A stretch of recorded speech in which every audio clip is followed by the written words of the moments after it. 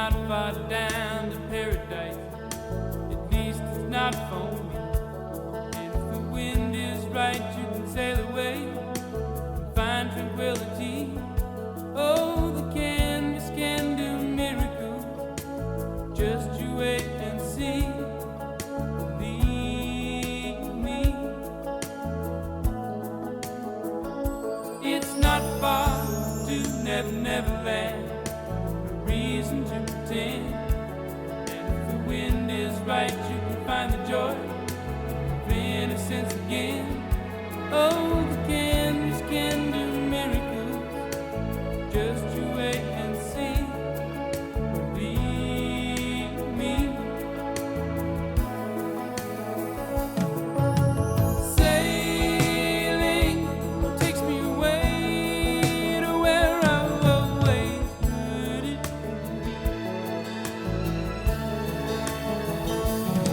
Just a dream of the wind that carried me.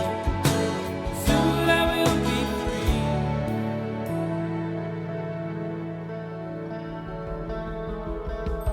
Fantasy, think it's the best of me when I'm sailing.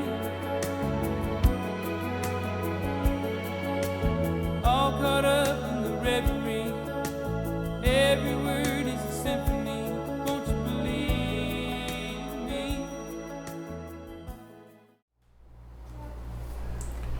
Jóvenes, espero estén bien. Vamos a continuar entonces con estos temas de mamíferos, con esta clase de mamíferos que tiene varios temas. Por supuesto, ya vimos la introducción en donde repasamos las principales características y los principales eventos que ocurrieron durante la evolución de los mamíferos. Ahora vamos ya a analizar o a revisar los grupos que contienen, o los órdenes que contienen mamíferos, pero ya mamíferos marinos específicamente. Entonces, para ello vamos a empezar justamente con el grupo de los sirenios. Entonces vamos a ver la presentación. Bueno, entonces los sirenios, pues básicamente en la actualidad están representados por los manatíes y dugongos. Sin embargo, hace un par de siglos todavía existía este animal que se denominaba la vaca marina de Steller, y que pues desafortunadamente los humanos la llevaron a la extinción básicamente por un tema de consumo de la misma, ¿no?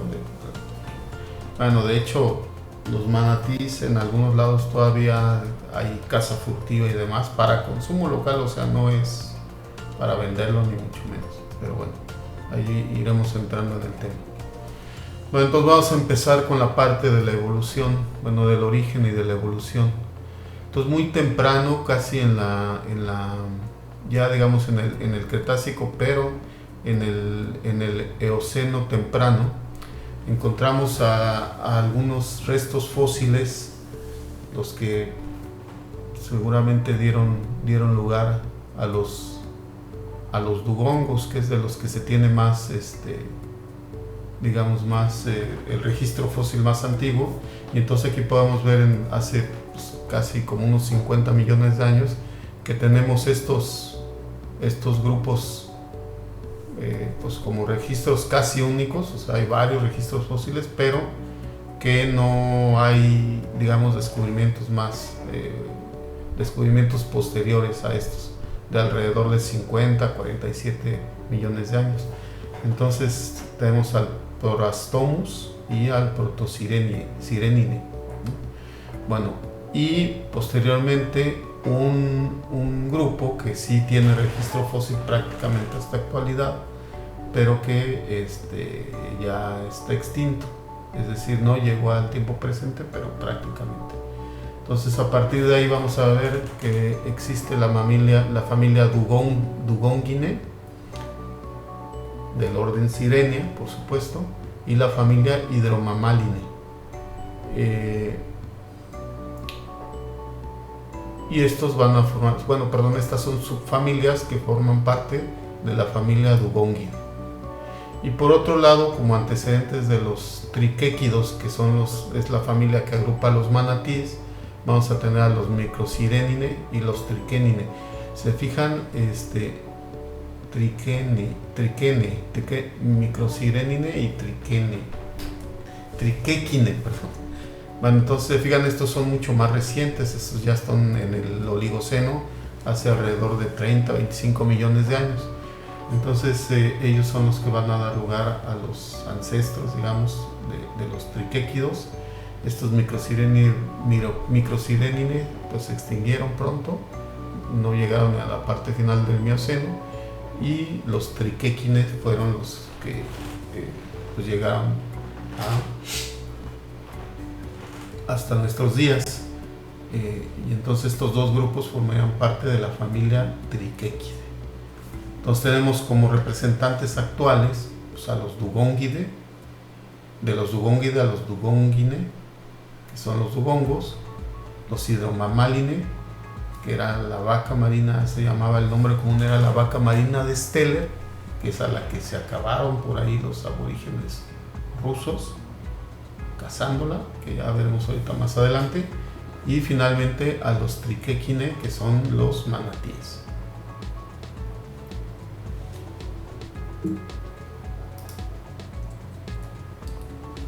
Bueno, entonces aquí tenemos otro esquema un poco más desarrollado de la evolución. Entonces aquí tenemos los Prorastomide, que sería el grupo probablemente base de todos estos grupos, que dio lugar por un lado a la familia Dugongide y por otro lado a la familia Triquéquide. Entonces dentro de los dugongos, pues con varios grupos intermedios, por supuesto, por un lado los Hydromammaline y por otro lado los Dugongide. Entonces estos, en realidad el registro fósil es más bien reciente, no hay tantos, o sea, solo aquí en la base es donde hay, pero se pierde mucho el registro fósil a lo largo del Oligoceno y del Mioceno. En cambio la familia Hydromammalis es más Hydromammaline, es más, digamos, constante en el registro fósil. Igual por acá no se desconoce muy bien en qué momento en qué momento se conectan estos los triquéquidos con los dugóngidos, por eso las líneas punteadas. Hay algunos restos fósiles, pero sin una conexión clara, digamos, morfológicamente hablando, y entonces aquí aparecen los microsireninos y por otro lado los triquéquinos, que van a dar lugar a los dugongos. Entonces los representantes actuales, como les había dicho, Triquéquide, familia Triquéquide, o manatíes, los dugongos, y Hydromammalis, que es la vaca marina de Steller.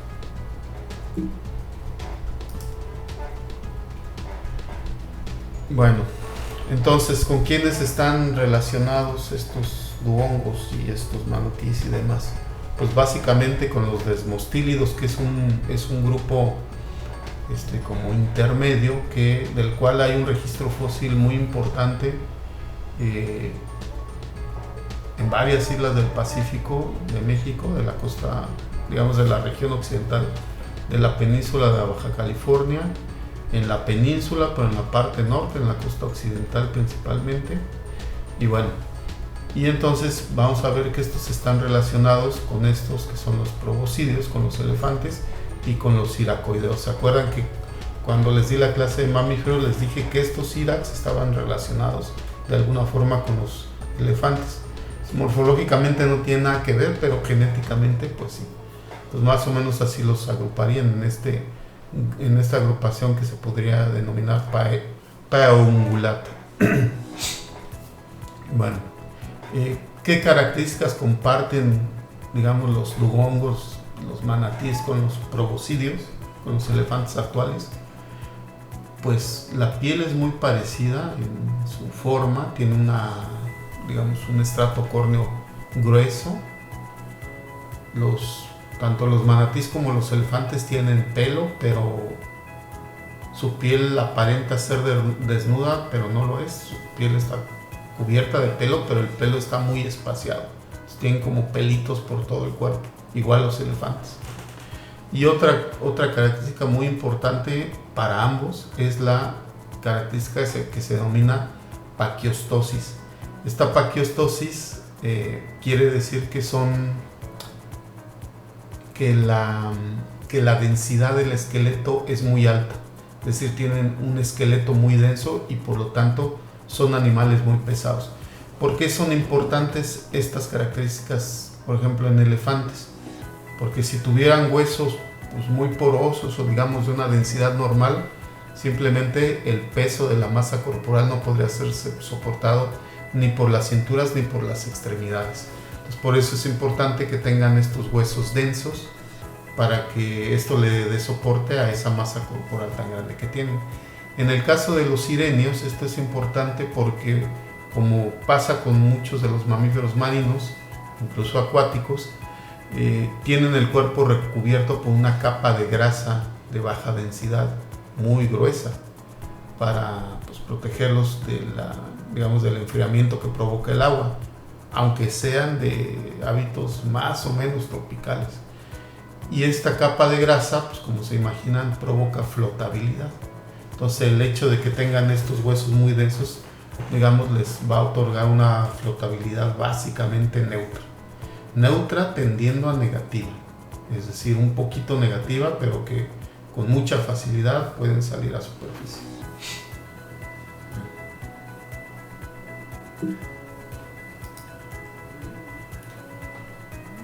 Este es un esqueleto de lo que podría haber sido un florastómido del Eoceno.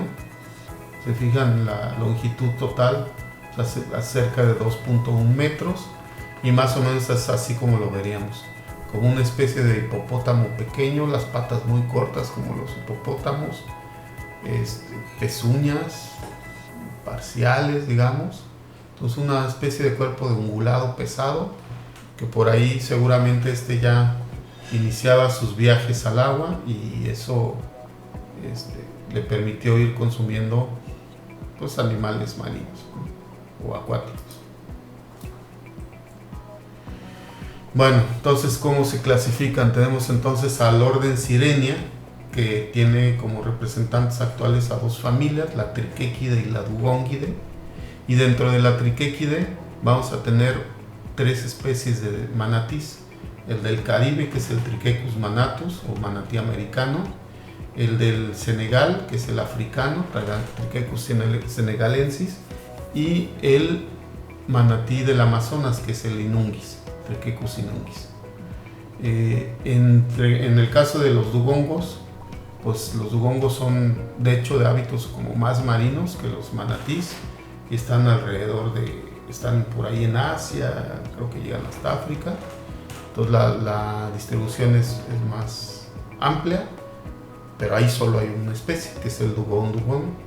Y finalmente la vaca marina de Steller, que es Hydromammalis gigas, también en esta familia Dugongida.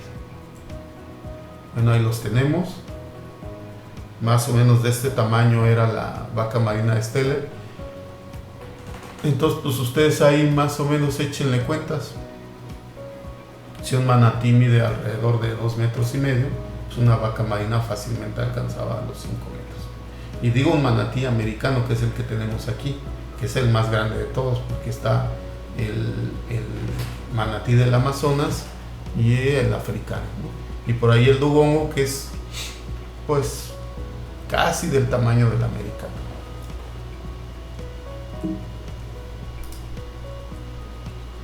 Bueno, esta es la distribución actual de manatís y dugongos. Entonces tenemos por aquí el manatí de Florida y el manatí antillano, que sería el manatí americano, digamos, aunque el antillano, al ser un poco más pequeño, ya se considera que puede haber una subespecie ahí, ¿no? O sea que son subespecies de la Florida y el antillano, digamos, o el del Caribe, el caribeño le diría yo más bien. El manatí del Amazonas, que es el más pequeñito, y finalmente el de la costa occidental de África. Y por otro lado el dugongo, que como les comentaba, puede estar en África y en todo Asia, incluido cerca ahí de Oceanía y demás. Y por acá tenemos los registros que había de la vaca marina de Steller, este puntito rosa que se ve ahí nada más, solito.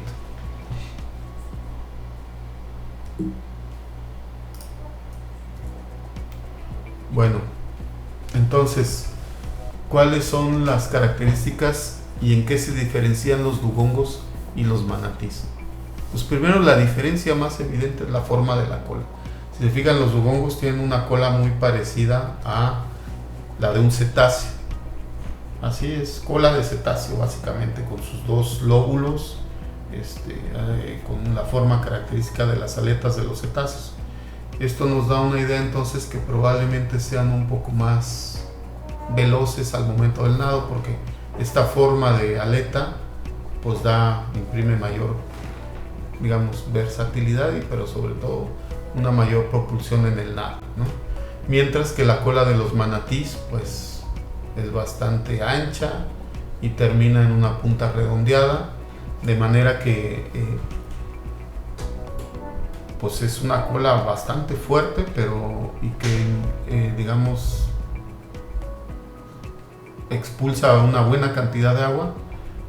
Y bueno, se supone que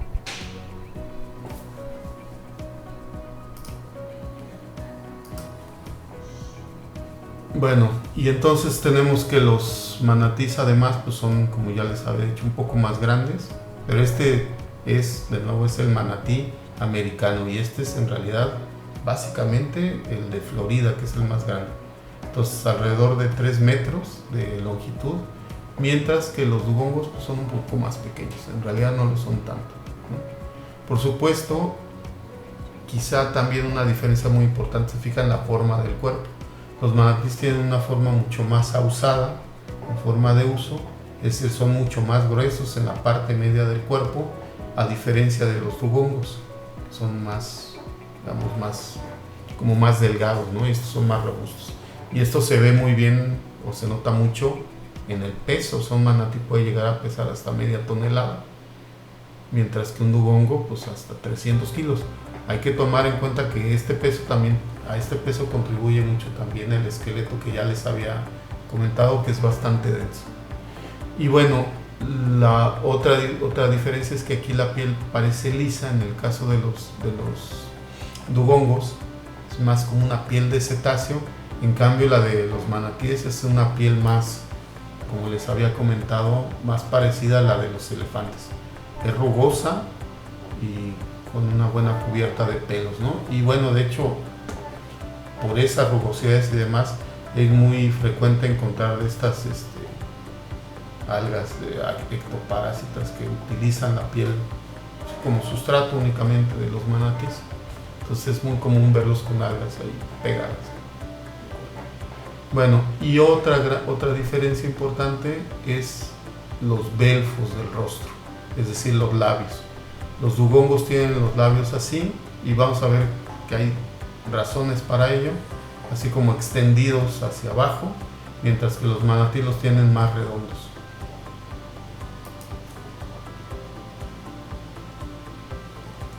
Cuantos características en general del orden Sirenia, las narinas externas están retraídas y alargadas.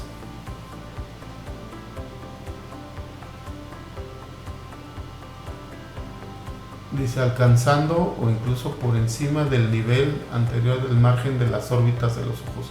Esto es importante porque cuando salen a respirar, pues tienen que sacar así la nariz, para arriba. Tienes que sacar la nariz, entonces es muy importante que las fosas nasales estén un poquito en posición dorsal. Luego, el premaxilar hace contacto con el frontal, es decir, el premaxilar está extendido hasta el frontal. No tienen una cresta sagital. Hay 5 premolares que después se reducen secundariamente por la pérdida de los anteriores. Estos tienen, sobre todo los manatís, tienen una especie de dientes parecidos a los de los elefantes, que se van sustituyendo como en serie, es decir, se pierden los anteriores y los posteriores se desplazan hacia el frente, básicamente a lo que se refiere. El mastoideo, el proceso mastoideo está inflado y expuesto a través de la fenestra occipital. El proceso mastoideo es uno que se tiene aquí abajo en la mandíbula. ¿Se acuerdan del músculo esternocleidomastoideo? Ese músculo se inserta en el esternón, en la clavícula y hacia arriba en el cuello, en la región mastoidea del cráneo. Entonces es en la base del cráneo. Después la bula ectotimpánica o la bula timpánica, como conocemos, o el ectotimpánico, está inflamado y tiene forma de gota. Habría que ver un cráneo para ver eso, ¿no? Y lo que les decía, presentan paquiostosis y osteosclerosis en el esqueleto. Bueno, ya revisando ya con más detalle, en realidad la paquiostosis se refiere al engrosamiento de los huesos, es decir, van a tener huesos más robustos, y la osteoesclerosis es el incremento, se refiere al incremento en la densidad de los huesos. Pues ambas características están presentes en Sirenia.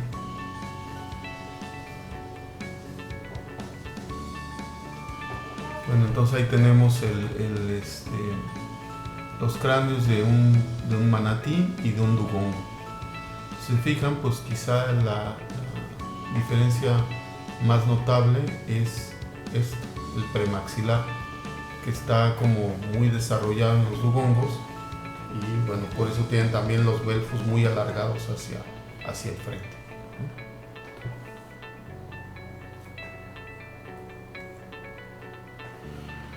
Entonces, la vaca marina de Steller. Entonces esta vaca, como les comentaba, fue muy cazada por los aborígenes rusos, los esquimales rusos, que vivían sobre todo por ahí cerca de la isla de Sakhalin, en la bahía de Kamchatka, que es en esta región. Este es Alaska y esta es la península sibérica, me parece, o península de Kamchatka.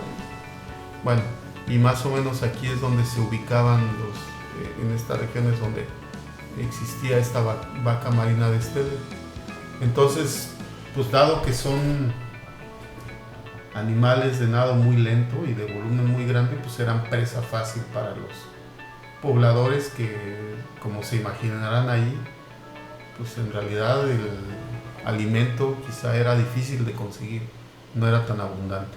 Entonces esta fue descubierta en 1741 y en básicamente 27 años se la llevaron al carajo. Obviamente ya la población estaba muy diezmada, no era una población muy grande, y bueno, entre sus características es que tenían hasta 8 metros de longitud, llegaban a pesar 6 toneladas, pues una ballena pequeña, una Cotorrostrata, es el mismo peso. No tenían falanges en las extremidades y básicamente su distribución estaba en el mar de Bering, y se estima que probablemente había más de 1500 individuos. Bueno, pues a todos se los cazaron y se los comieron. Y básicamente su alimentación se basaba en el kelp. Entonces eso también lo hacía un alimento muy preciado, pues por estos aborígenes.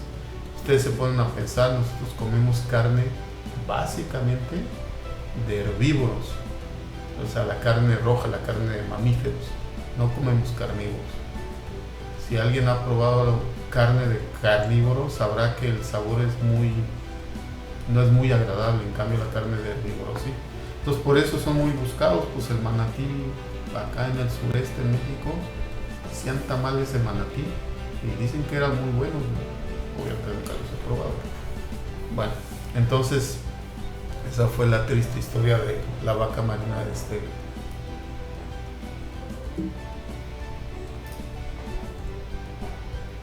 Bueno, el manatí antillano, Triquecus manatus, antillano o caribeño, como dicen. Entonces, si es que es cierto que hay una subespecie aquí en el norte y otra en el sur, bueno, ya se verá luego, se está revisando. Pero básicamente este es el bueno, el ancestro de los manatíes. Más o menos así es como se veía. Si se fijan a esto, si ven esto y ven el esqueleto que vimos en una diapositiva anterior, verán que pues sí corresponde bastante a la forma. Entonces, bueno, más o menos de ahí puede haber pasado a esto, ¿no? Que son ya los manatíes que existen. Son herbívoros, se alimentan básicamente de lirios acuáticos y son de hábitos marinos o dulceacuícolas, o sea, pueden entrar a los deltas de los ríos o pueden incluso irse río arriba, pues en Veracruz, en Tabasco, por ahí en Quintana Roo también los llegan a ver mucho en los ríos, tan arriba como sea necesario, es decir, como que la salinidad del agua no les preocupa mucho, están bien, se sienten bien en ambas salinidades. Y bueno, se distribuyen entonces a lo largo de toda la costa del Golfo de México, de Florida y del Caribe, incluso hasta Sudamérica, como ven ahí en el mapa. Entonces, estas son las algas que les decía que se les pueden utilizar la piel de los manatíes como sustratos. Y este es uno de los grandes problemas que tienen los manatíes. Como no se ven, porque lo único que sale del agua son las narices para respirar, entonces es de repente difícil verlos en el agua. En zonas donde hay mucho tráfico de embarcaciones, pues esto llega a suceder. Al ser muy lentos, no son como un delfino o como una ballena que cuando sienten el ruido del motor, pues se van al fondo. Entonces no alcanzan a esquivar también las embarcaciones y esto es lo que sucede muy frecuentemente. Que las propelas de las embarcaciones pues les ocasionan daños y los llegan por supuesto a herir gravemente y hasta ocasionarles la muerte. Entonces pues es uno de los grandes problemas con los manatíes. En zonas donde se sabe que hay manatíes, pues hay obviamente especificaciones para la navegación y demás, pero eso es más bien en Florida y en otros países. En México es realmente poco, digamos.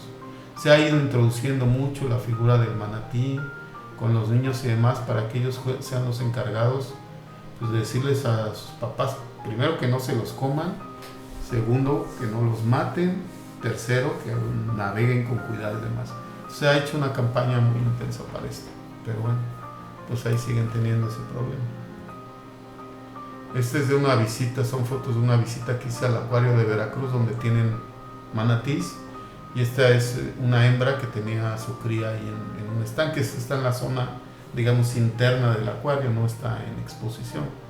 Porque como estaba con la cría pequeña, pues no era muy bueno que estuviera ahí expuesta a la gente. Entonces estas fotos las tomé, pero vean lo interesante. Bueno, aquí se ven las vibrisas que tienen el hocico, pero también los pelitos que les decía que están muy espaciados a lo largo de todo el cuerpo. Y esto es lo que les quería mostrar. Los manatís, bueno, los sirenios, tienen los pezones en la axila, o sea, bajo la extremidad, en donde se une la extremidad al cuerpo.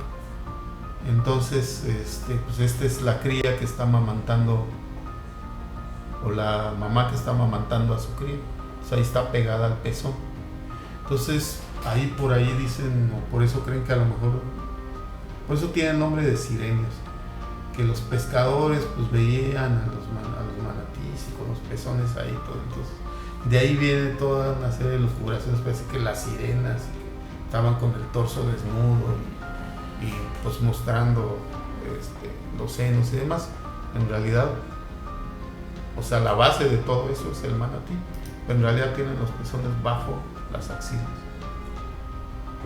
Bueno, los dugongos, ya vimos que la distribución es en el Indo-Pacífico básicamente y en el Pacífico, digamos, suroccidental, alrededor de todo lo que es Indonesia y Australia y todo eso, ¿no? O sea, aquí pueden ver muy bien cómo ellos en realidad se alimentan, no son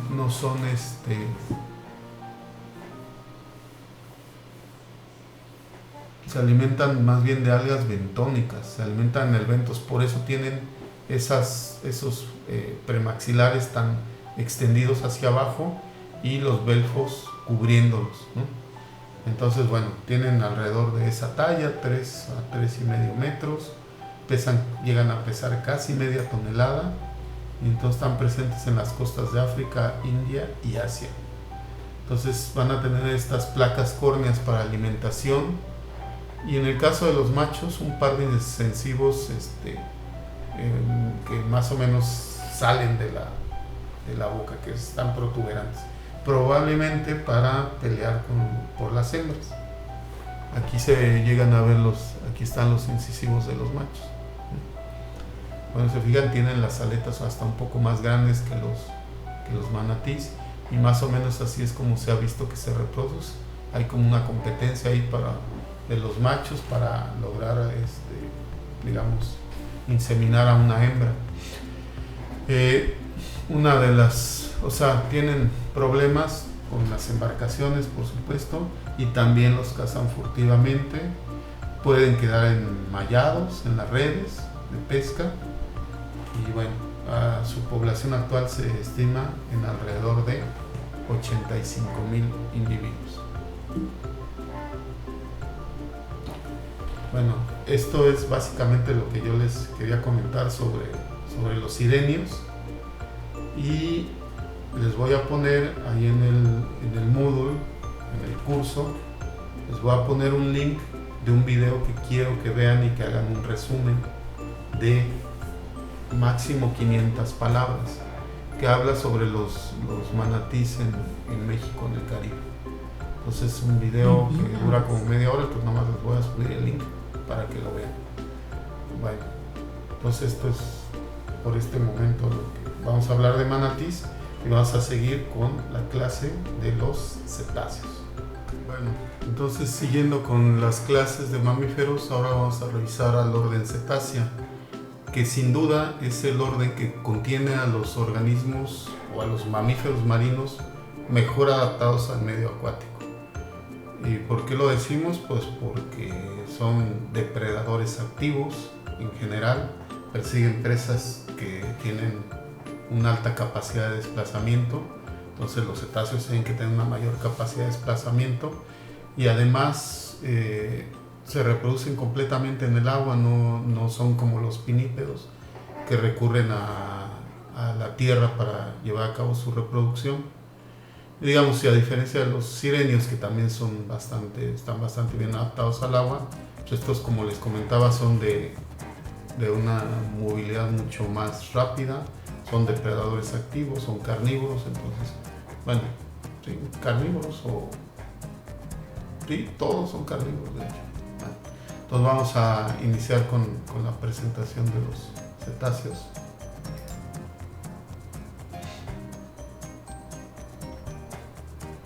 Bueno, entonces vamos a hablar del origen, de la evolución, pero también de las características y de las clases, las diferentes, más bien que clases, familias de los tipos de cetáceos, por supuesto, pero de las familias de las que se componen. Entonces, fijan, aquí hay una representación así muy, muy básica de los animales que probablemente dieron lugar a los cetáceos. Entonces empiezan con un cuadrúpedo ungulado, que después se fue modificando y adaptando para poder habitar los ambientes acuáticos.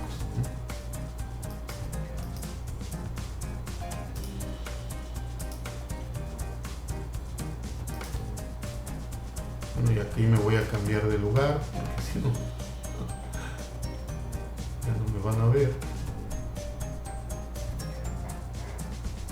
Esperemos que ella no estorbe mucho. Bueno, entonces en general podemos observar que igual que ocurrió con los sirenios, en realidad los primeros fósiles o restos fósiles de cetáceos antiguos pues ocurren en el Eoceno, a lo largo del Eoceno, desde el Eoceno temprano hasta el Eoceno tardío. Y bueno, entonces a partir de ello es que vamos a tener básicamente dentro de los cetáceos, del orden cetácea, pues 3 subórdenes, que son los arqueocetos, los misticetos y los odontocetos. Entonces en general ya saben, ¿no? Los arqueocetos pues agruparían a todos los, bueno, no a todos, pero a una buena parte de los cetáceos antiguos. Los misticetos pues a los actuales más sus representantes antiguos. Y acuérdense, los misticetos son los cetáceos que tienen barbas. Y finalmente al grupo más diverso, que son los odontocetos, que son los cetáceos dentados. Y también van a agrupar las formas actuales junto con todos sus ancestros. Entonces, si se fijan, más o menos hay una base de arqueocetos, de cetáceos muy antiguos, de características muy antiguas, todos grupos terminales que terminaron por extinguirse, y después ya aparecen básicamente en el Oligoceno los que van a ser probablemente los ancestros tanto de misticetos como de odontocetos. Y finalmente pues ya en el Mioceno se da una radiación adaptativa hasta dar lugar ya en el Pleoceno, en la época reciente, a las familias que componen actualmente a los cetáceos, que son de los cetáceos existentes y vivos dentro de los misticetos, la familia Scriptidae, que es la familia de las ballenas grises, la familia Balaenopteride, que va a agrupar a las ballenas francas y a las ballenas de cabeza arqueada, la familia Neobalenide, que va a ser la ballena de cabeza arqueada pigmea, estoy mal. La familia Balaenopteride es la que agrupa a los rorcuales, que son todas las ballenas que tienen surcos gulares. La familia Neobalenide, los ballenas francas o arqueadas de cabeza arqueada pequeñas o pigmeas. Y la familia Balenide, que va a agrupar a las ballenas francas y a las ballenas de cabeza arqueada. Y dentro de los odontocetos vamos a tener a la familia Cogide, que va a agrupar a los 2 especies que existen de cachalotes, uno es enano y pigmeo, o sea de cachalotes pequeños, a la familia Physeteride, que agrupa a los cachalotes, a la familia Sífide, donde están las ballenas picudas, la Platanístide, donde está uno de los grupos de delfines de río, la Delfinide, que es la más diversa de todos los odontocetos y en general de los cetáceos, que agrupa a los delfines y todos los similares hasta las orcas, la Monodontide, que va a agrupar a un par de especies que son el narval y la beluga, a la Pontopóride, que es otro de los delfines de río, Ínide, otro delfín de río, y Lipótide, otro delfín de río. Bueno, entonces, debido a la gran relación que se ha visto, tanto morfológica sobre todo con los restos, con los ancestros, y por supuesto la evidencia molecular, actualmente se agrupa a los cetáceos dentro de un orden que agruparía también a los artiodáctilos, que se denominaría Cetartiodáctila. Este orden Cetartiodáctila en algunas clasificaciones lo manejan como un superorden Cetartiodáctila. Entonces ya de ahí estaría el orden de los cetáceos con todos los subórdenes o infraórdenes, como sea, ya extintos, y finalmente con los subórdenes de los odontocetos y los misticetos. Bueno, más o menos este sería justamente uno de los esquemas del esqueleto de probablemente nos regresamos tantito, de los paquicetos, que pudieran haber sido quizá los ancestros más antiguos de los cetáceos. Pues más o menos así se vería, un animal de talla no muy grande, más bien pequeña, pero si se fijan incluso con muelas carnaciales y más, o sea, un carnívoro, un depredador, pero con las patas ya digitígrado como son los carnívoros actualmente. Pero bueno, entonces si a esto le agregamos músculo y piel se vería así más o menos. Y ya una representación quizá un poquito más real podría ser esta. Entonces más o menos esto es lo que se supone que podría haber sido el origen de los cetáceos. Es decir, un animal con un cuerpo típico de depredador, pero que por la gran competencia que había en esos tiempos por el alimento, pues probablemente empezó a acercarse a las costas y empezó a aprender a pescar, básicamente.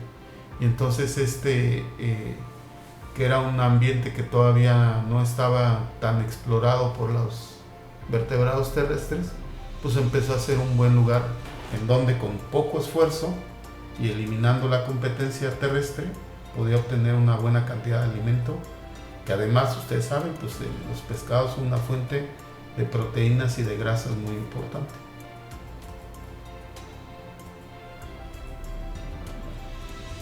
Entonces, ¿cómo se observan las relaciones filogenéticas entre los cetáceos y el resto de los grupos que tenemos actualmente? Artiodáctilos y mesoníquidos, que son otro grupo de ancestros de cetáceos.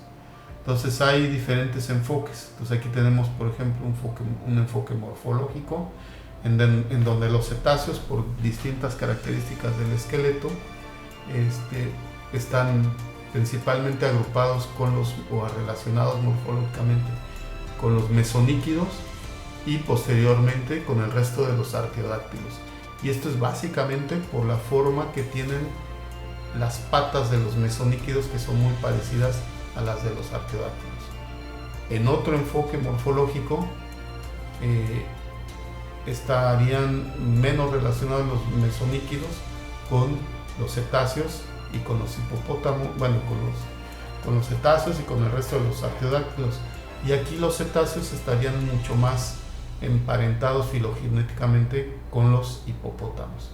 Y es básicamente también por el tema de las extremidades, nada más que aquí también incluyen otras características del esqueleto.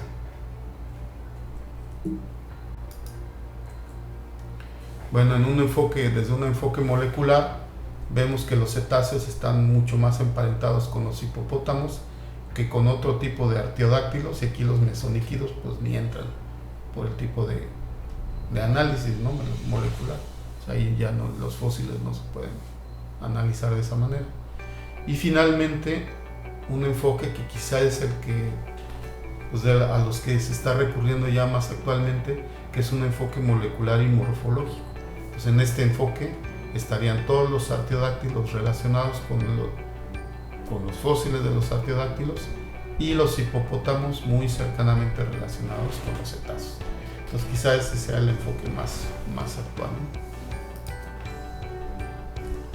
Bueno, entonces vamos a ver algunos de los que pudieron haber sido o fueron de hecho ancestros de los cetáceos.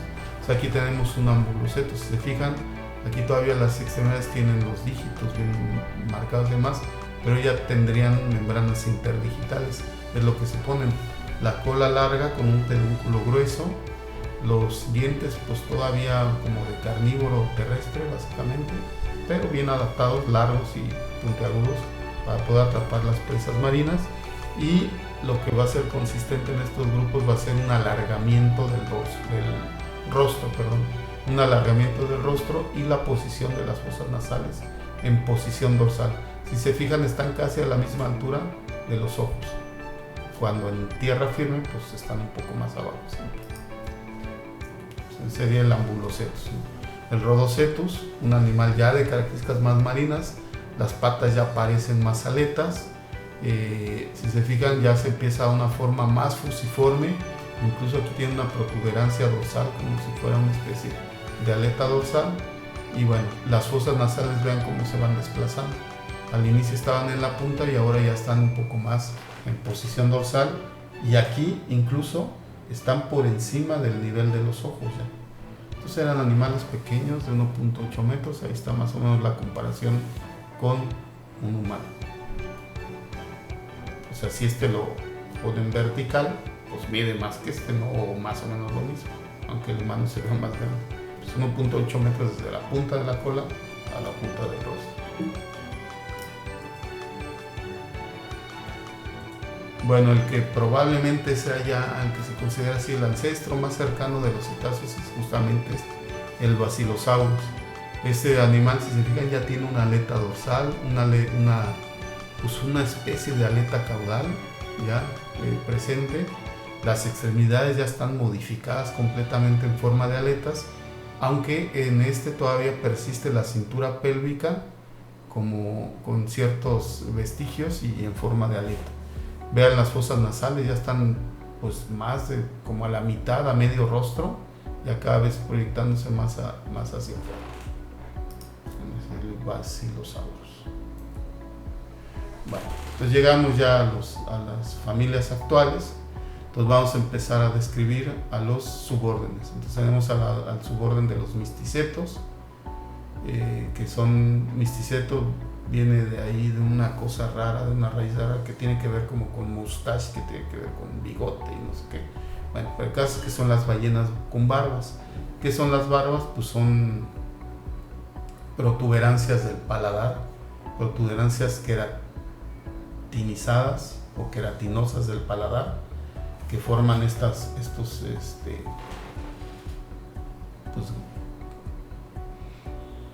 prolongaciones de queratina que van a sustituir a los dientes. Es decir, más bien, las ballenas barbadas no tienen dientes, tienen barbas, y no, por supuesto, no son estructuras homólogas, ¿no? Entonces van a sustituir en función, bueno, ni siquiera en función, porque sirven para filtrar, pero bueno, no van a tener dientes y ahora van a tener barbas.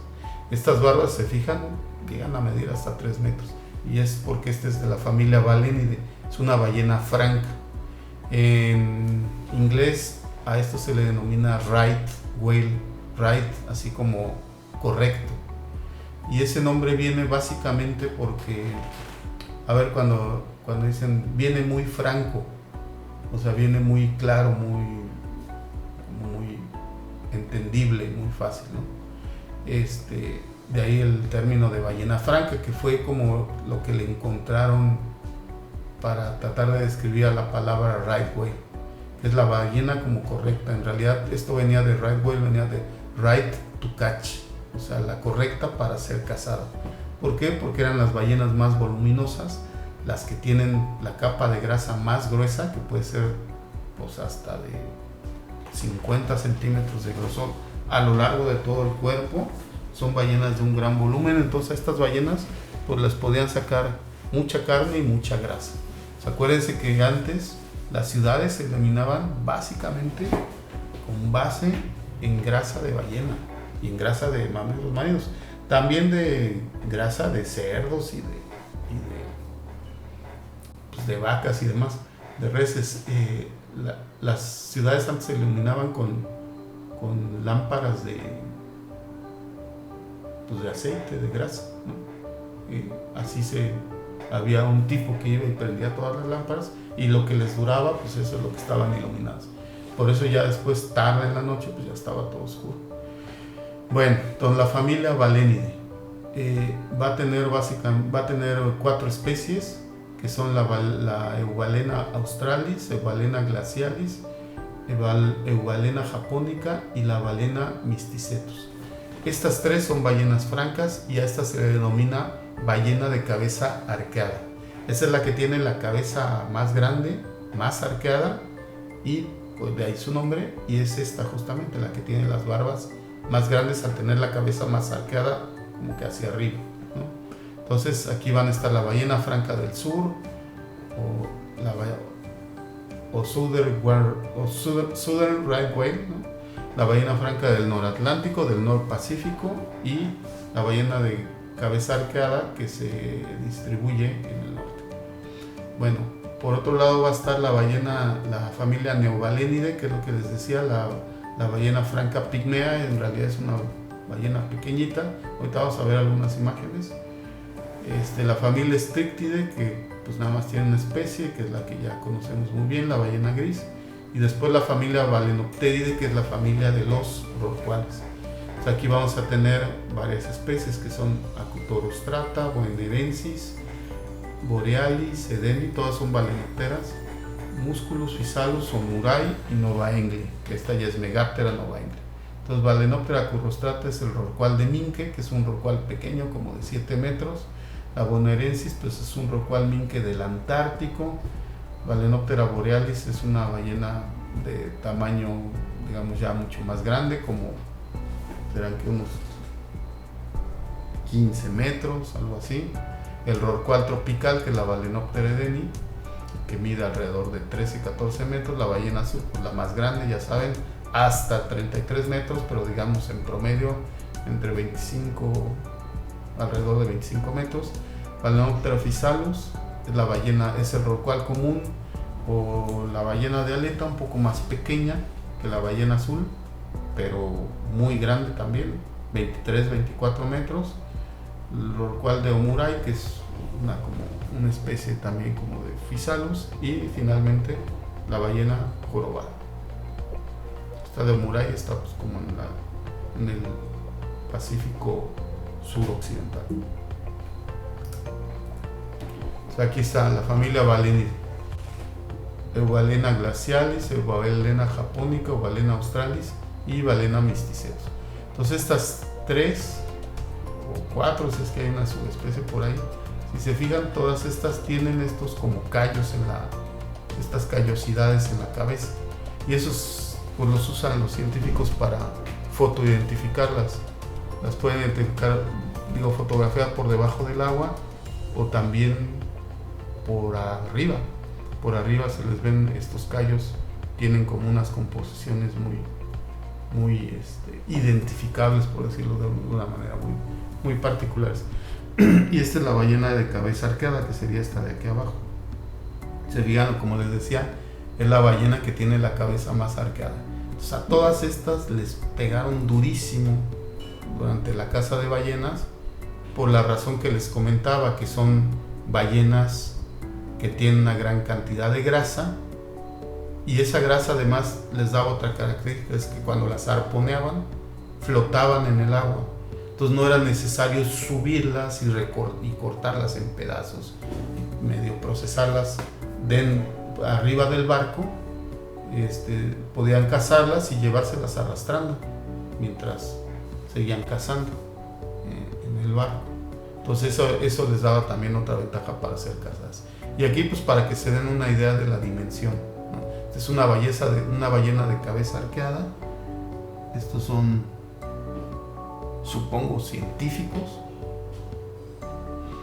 Y bueno, ahí pues han de estar haciendo ahí reportes y estudios. Hay todavía cacería de subsistencia de estas ballenas, pero en realidad las cuotas son muy pequeñas de algunos individuos.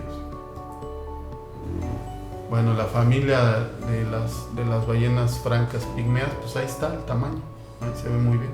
Son ballenas que tienen también la cabeza arqueada, pero son muy pequeñitas.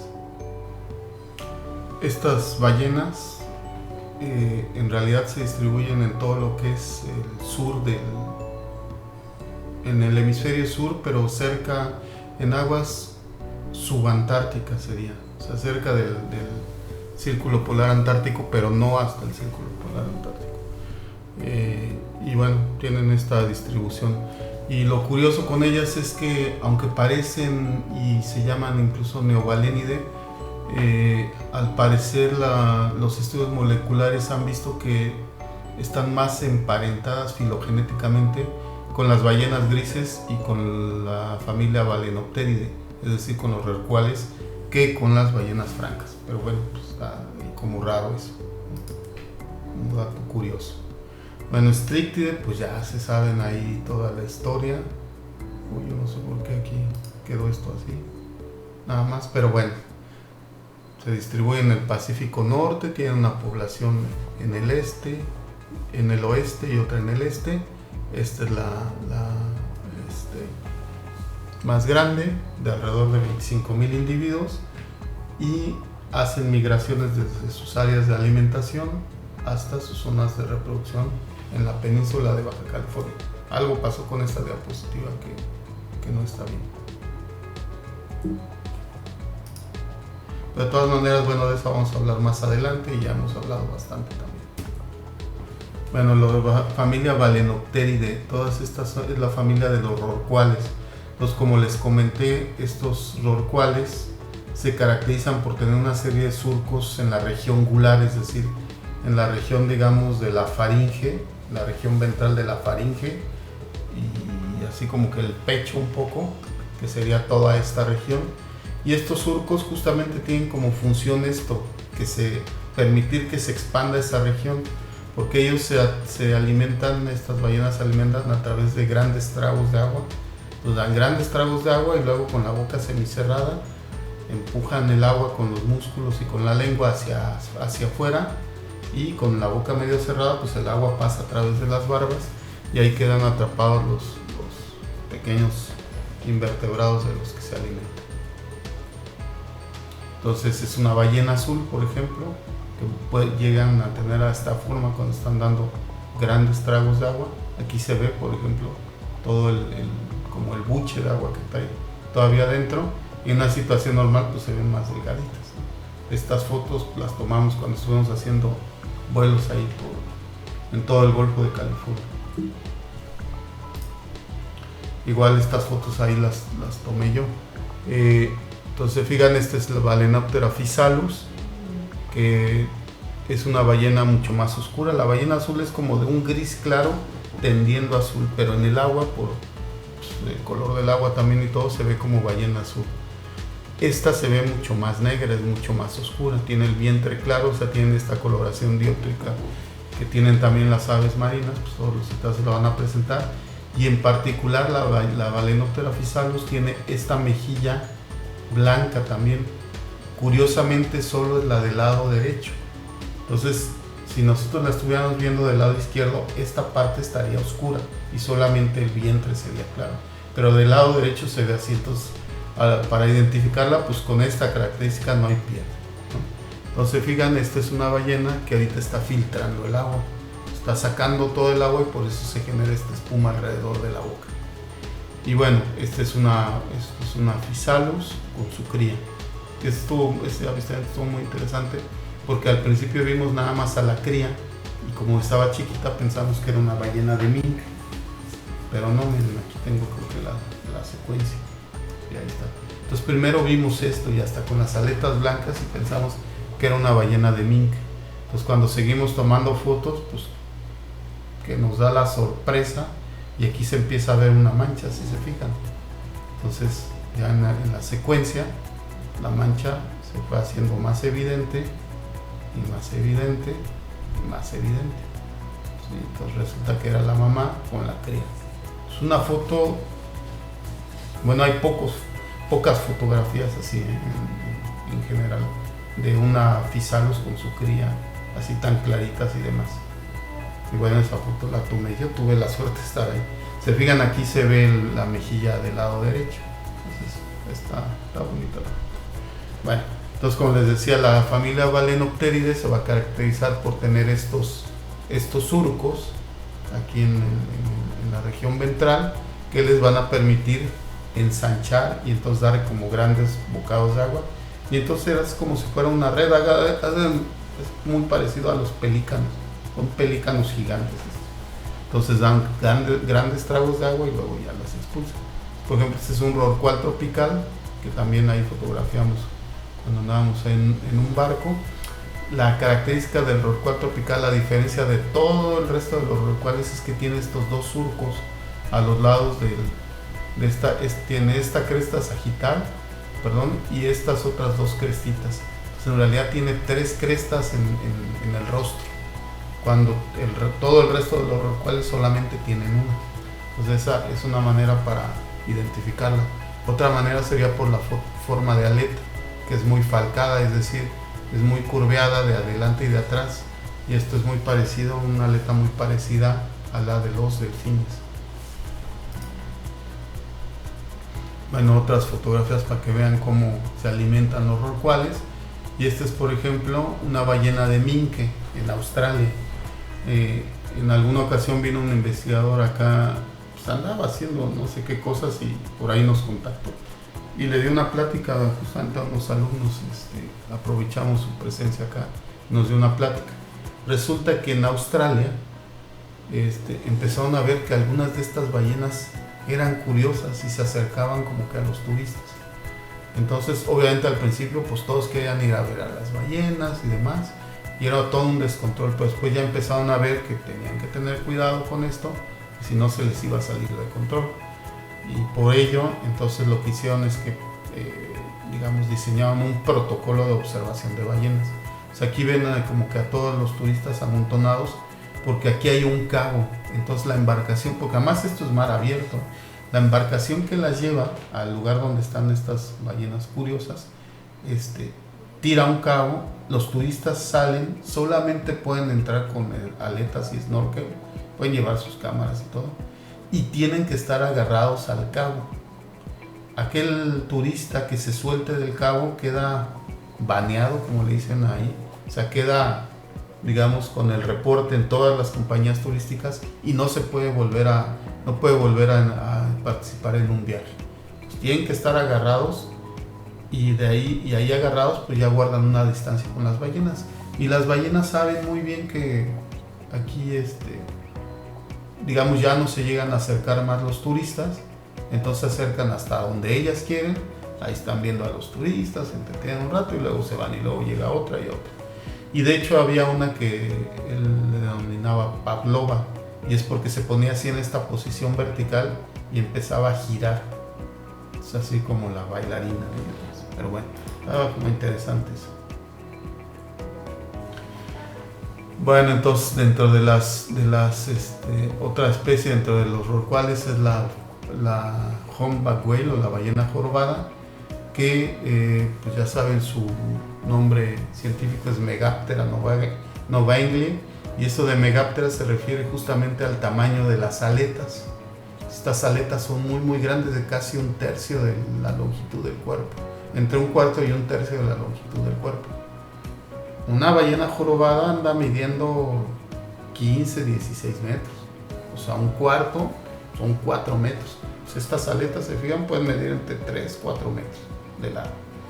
Y bueno, pues son ballenas que también llegan a las aguas mexicanas a reproducirse. Vienen principalmente de California, unas poquitas también de Alaska, pero las de Alaska más bien llegan a Revillagigedo. En México hay agregaciones de ballenas jorobadas en Los Cabos, en las islas Revillagigedo y también a lo largo de la costa del Pacífico. Principalmente en Bahía de Banderas, que esa bahía está digamos en la frontera entre Jalisco y Nayarit, pero también a lo largo de la costa en Michoacán, Guerrero, Oaxaca, Chiapas, y de ahí se sigue. Y curiosamente hay ballenas en el norte y en el sur, entonces las del norte pues en realidad se supone que no pasan al sur, pero sí se ha llegado a ver una que otra que se pasa, pero en general mantienen. Y ya saben, en el sur las temporadas del año son al revés. Cuando acá es invierno y se están reproduciendo, allá es verano y se están alimentando cerca de los polos, cerca del polo sur, en la Antártica. Y cuando acá es verano, pues suben hacia el Caribe o hacia el Pacífico, hacia Costa Rica y demás. Y estas subieron ya a alimentarse, entonces sí se están como pasando. Bueno, también todos los rorcuales fueron muy, muy diezmados por la caza de ballenas y ahora ya están, pues una buena parte de las poblaciones está recuperada. No como antes de la caza, pero cerca de eso. Prácticamente la única que no se recuperó fue la ballena azul. Y aquí, bueno, ya no la pasamos, era esta, ¿no? Que este es un tema porque la ballena azul fue muy cazada. Había una gran población de la ballena azul en todo el círculo polar antártico. En toda la Antártica, todo alrededor de todo el círculo polar antártico y subantártico estaba lleno de ballenas azules. Bueno, no lleno, había una población muy grande de ballenas azules. Y le pegaron durísimo a las ballenas azules durante la época de la caza de ballenas. hasta que disminuyó la población grandemente. Entonces ahora, aunque ya están protegidas, ya las poblaciones nunca van a alcanzar el nivel que tenían, porque ellas pues consumen básicamente krill o exclusivamente krill. Y entonces cuando diezmaron las poblaciones de ballenas azules, otras poblaciones, por ejemplo las ballenas minke que se distribuyen ahí, y poblaciones de focas cangrejeras que se alimentan de minke también, de krill perdón también, aumentaron sus poblaciones, de manera que ahora ya la competencia por los recursos, digamos, ya es mucho más fuerte, y ya las ballenas no van a alcanzar nunca, al parecer, el nivel poblacional que tenían. Bueno, entonces nos vamos ya a donde estábamos y nos vamos a los odontocetos. Aquí tenemos a las familias Physeteridae de los cachalotes, Cogidae de los cachalotes enano y pigmeo, Platanistidae del delfín del río Ganges en la India, el Pontoporidae, la franciscana que está ahí en el río de la Plata, Lipotidae, el valle que está por ahí cerca de Hong Kong, la Inidae, Inia geofrensis, que está en el Amazonas, y la familia Monodontidae, que está formada con las especies de Delphinopterus leucas y Monodon monoceros, que son la beluga, y el narval, que es el de la foto. Bueno, la familia Physeteridae son los cachalotes, que ya los conocen, tienen su cabeza muy grande por lo del órgano del espermacete y tal. Luego les vamos a platicar un poquito más de eso. Bueno, los cachalotes aquí en el Golfo de California se distribuyen todo el año, principalmente las hembras y los jóvenes, porque los machos vienen a reproducirse y después migran hacia el Pacífico Norte. Y sería una foto justamente de un cachalote enano, Cogiacina se llama la especie. Y entonces este es Physeter macrocephalus, la especie. Esta sería Cogiacina. Entonces aquí vemos, por ejemplo, dos cachalotes adultos y un joven. Bueno, la familia Monodontidae, que está formada por los narvales, les había dicho, y las belugas.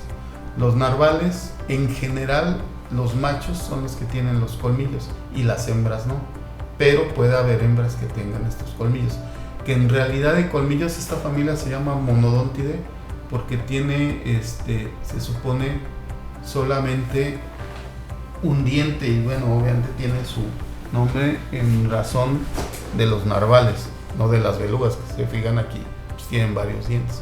Entonces los narvales solamente tienen los incisivos presentes, y estos incisivos, en realidad uno de ellos es el que se desarrolla mucho y se proyecta hacia afuera como colmillo. Entonces estos colmillos se supone que los pueden llegar a usar los machos para pelearse, y por eso es que los presentan principalmente los machos, aunque hay hembras también que los presentan. Ellos tienen solo un diente porque son de alimentación bentónica, se meten ahí en el fondo, en zonas no tan profundas, y pues se alimentan de vertebrados y demás. Entonces en realidad más bien como que succionan al alimento. Entonces por ahí dicen que también el colmillo del narval les puede ayudar a escarbar y demás, pero bueno, yo creo que más bien hasta les ha de estorbar. Y bueno, las belugas, pues que estas se llegan a meter incluso al agua dulce, pueden vivir en los deltas de los ríos o incluso río más arriba. Todos son de distribución norteña. Y estos les dicen los canarios de mar por el tipo de sonidos que producen, que son bastante floridos, digamos, de alguna manera. Los delfines de río, pues aquí está la familia Platanistidae, que tiene en realidad dos especies, Gangética y Mino, están en Asia. La familia Lipotidae, la franciscana, que está en el río de la Plata. Pontoporidae, que es el Beiji, que aparentemente ya está extinto. En los últimos expediciones que hicieron para ir por Hong Kong ya no encontraron nada. Y ¿cómo se llama esto? La familia Lainia geoffrensis, que tiene un nombre común que se me fue. Ahora me acuerdo. Bueno, que está en el río Amazonas.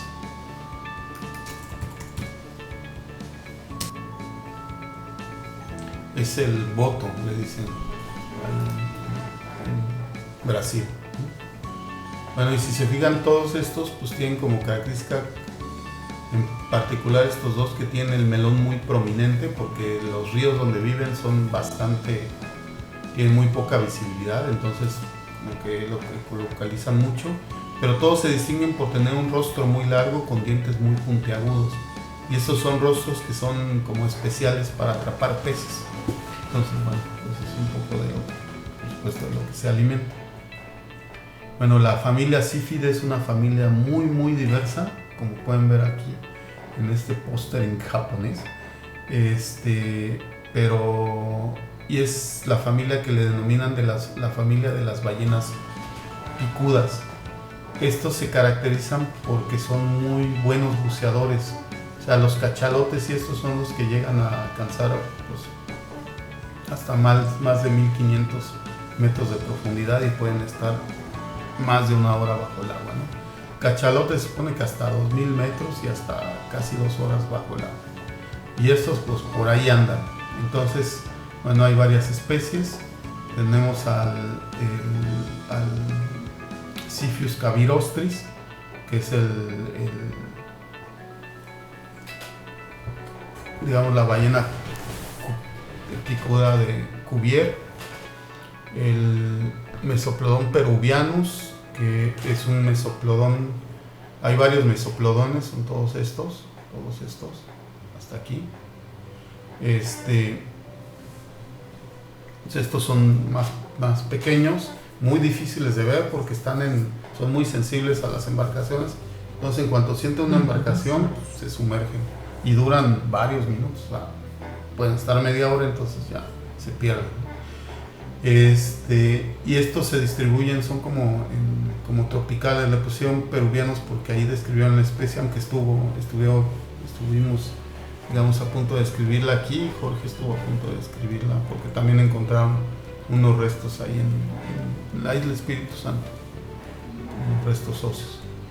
Este sería el Indopacetus pacificus, que es uno de los, digamos, de las ballenas picudas ya de mayor talla, que es raro verla en realidad, pero bueno. Y este es el Berardius verdi, que es la ballena picuda más grande.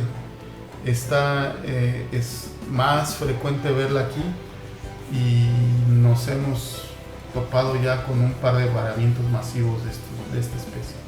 Entonces, estos andan en grupo. Estos andan normalmente en grupos pequeños, 2 o 3. Estos pues 1 o 2 son más solitarios y estas son mucho más gregarios, andan en grupos muy grandes. Esta sí llega a medir fácil unos 10 metros de largo, chance un poco más, hasta 12 metros. Bueno, para que vean así algunas tomas de los mesoplodones, cómo es su forma. En el mar es relativamente fácil identificarlos porque tienen el melón muy prominente y la aleta caudal va a ser pequeña y va a estar en el último tercio del cuerpo. Entonces, este es un mesoplodón que tiene aquí unos percebes ahí como ectoparásitos. Es muy común que les tengan los dientes estos tienen pocos dientes, normalmente tienen un par de dientes y algunos los tienen incluso por fuera y que sobresalen al maxilar. O sea, los dientes de la mandíbula sobresalen al maxilar. Bueno, la otra familia pues es la familia Phocénidae, que tiene a las marsopas. Entonces de todas estas marsopas solamente la Phocena sinus y la Phocenoides dalis se distribuyen aquí en México. Esto es muy raro, se distribuyen en la costa occidental de la península de Baja California, pero muy en el norte, es muy raro verla. Y pues Phocena sinus es la vaquita, que ya todos sabemos la historia, pero bueno, después también vamos a hablar un poquito más de ella. Las marsopas son como delfines, pero más pequeños y más gordos. están como rechonchitos así, y así es. Esa es una de las diferencias con los delfines. Otra diferencia es que normalmente el rostro no es muy alargado y que los dientes son como chatos, no terminan en punto. Son de las características con las que se pueden identificar las marsopas.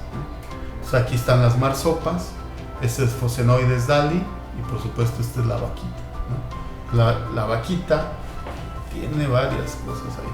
La vaquita es el cetáceo más pequeño de México y es el único cetáceo endémico de México. La vaquita es el cetáceo más pequeño del mundo, mide 1.2 metros y es el único cetáceo endémico en México. Y además es el de distribución más restringida en el mundo, que es el Alto Golfo de California. Entonces esas razones debían de haber hecho al gobierno reaccionar de otra manera para que no se acabaran las vaquitas. ¿Qué pasa con las vaquitas? Las vaquitas desafortunadamente tienen una forma y un tamaño muy similares a un pez que es muy apreciado en el Alto Golfo, que seguramente ya han escuchado, que son las totuabas. La totuaba es un ciánido, grande, muy grande, de esa talla más o menos, más de 1 metro, que originalmente tenía un interés de cacería por su carne y deportivo, ¿no? Para pescarlo con anzuelo y demás. Pero posteriormente los benditos chinos, que ahorita nos traen en jaque con su virus, que a lo mejor hasta ellos crearon, resulta que para los chinos, pues ya saben, tienen muchas como ideas de que hay alimentos que son curativos y toda esta cosa. Entonces resulta que el buche, que en realidad es la vejiga natatoria de un ciánido que se distribuía allá en las aguas chinas, en aguas aledañas a China, del Pacífico, tenía propiedades curativas y también afrodisíacas, pero principalmente curativas. Entonces ellos lo que hacían y lo que hacen mucho es, en los mercados, todo este tipo de cosas, los pescan y los secan y lo venden todo deshidratado. Así hacen con los calamares y con un montón de cosas. Y entonces supone que estas buches tenían propiedades curativas, pero pues le pegaran tanto a ese pez, a ese ciánido que se distribuía allá, que pues lo extinguieron, se lo acabaron. Y entonces resulta que pues aquí había un ciánido muy parecido en talla, en forma y además de la misma familia y tal. Pero imagínense qué relación habrá entre un ciánido que también tiene distribución restringida igual que la vaquita, que es el Alto Golfo de California, y el que ellos consumían. Pues básicamente ninguna. Se han de haber separado hace miles o millones de años y ya no tienen nada que ver. Bueno, pues eso era lo más parecido para ellos. Y entonces los buches de las totuabas empezaron a tener demanda en el mercado negro, una demanda muy grande. Y entonces los pescadores empezaron a pescar de manera, por supuesto, mucho más intensa las totuabas con redes. Ustedes saben, antes las pescaban con anzuelo y con red, pero no tanto con red. Ustedes saben que la red es un arte de pesca selectivo, es decir, la luz de la malla de la red es lo que va a indicar el tipo de presa que va a pescar. Entonces esas redes totuaberas pues, están diseñadas para capturar totuabas, y como las vaquitas tienen un tamaño similar y una forma similar, pues también quedan enmalladas en las redes totuaberas. Y entonces es el gran problema que hay ahorita, que llegan los pescadores furtivos a sacar las totuabas, que está prohibido, porque también obviamente se empezaron a acabar las totuabas, están en peligro de extinción también. Entonces está prohibido sacar totuabas, y cuando ponen las redes totuaberas pues también caen vaquitas. Y el problema con las vaquitas, pues además de estar muriendo en las redes, es que normalmente, al parecer siempre fueron una población pequeña. O sea, esa especie estaba caracterizada por formar poblaciones pequeñas al parecer.